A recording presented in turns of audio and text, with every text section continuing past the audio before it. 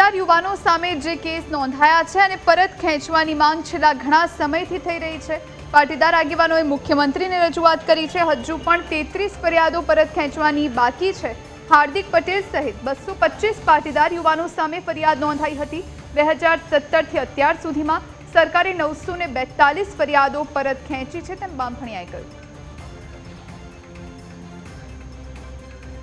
અમે પાટીદાર આંદોલન દરમિયાન સરકારે અમારી સાથે સમાધાનના બેઝરૂપ ઉપર તમામ કેસો વિડ્રોલ કરવાનું અમને કમિટમેન્ટ કરવામાં આવ્યું હતું। 945 જેટલી અંદાજે એફઆઈઆરો હતી અને એ એફઆઈઆરો સરકારે વિડ્રોલ કરવાનો આદેશ કર્યો, પણ એમાંથી અમદાવાદની 2 એટલે જેમાં હાર્દિક પટેલ સહિતના આરોપીઓ છે અને સુરતની 32 જેટલી ફરિયાદો છે કે જેમની સરકારના રજિસ્ટ્રેશન ઉપર આ જે ખેંચવાની યાદી છે એમાં ધ્યાને નથી આવી।